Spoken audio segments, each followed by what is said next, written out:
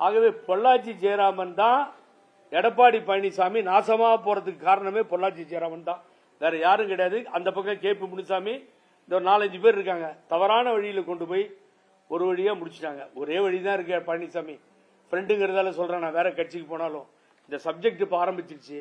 ஏன்னா ஓடுகாலிகள்னு சொன்னா வேடிக்கை பார்க்க தயாரா இல்ல. ஒரு வேலை பண்ணு, எனக்கு கவலையே இல்லை. இப்பயும் சொல்றேன், நீ அந்த பெரியவங்க இந்த சி.வி. சண்முகம், இந்த மிஸ்டர் தங்கமணி, இது மாதிரி முறைச்சீட்டு எல்லாம் நிக்கிறாங்கல்ல லைனா, அவங்க காலில் போய் விழுந்து மன்னிப்பு கேட்டு நான் செஞ்சதெல்லாம் தப்புன்னு சொல்லி இயக்கத்தை காப்பாத்திட்டு போறதுக்கு இன்னொரு தலைமையை நீ ஏற்படுத்து. இன்னொரு தலைமை வந்தால் அஇஅதிமுக காப்பாற்றப்படும்.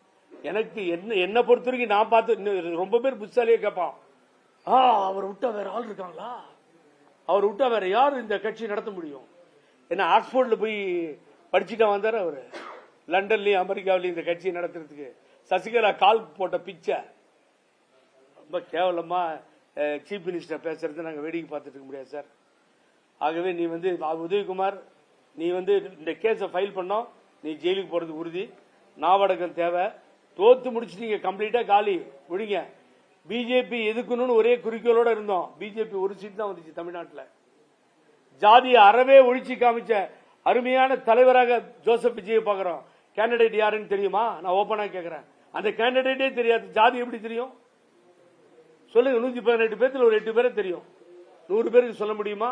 மதம், மதுரையில கலர்றீங்களா இந்து முன்னணின்னு சொல்லி ஒரு கோயில் விஷயமா தீபம் ஏத்துறதுக்கு அங்க தாவேகா ஜெயிச்சிருக்கு. பிஜேபி என்ன பண்ண முடிஞ்சது? மதம் காலி, ஜாதி காலி.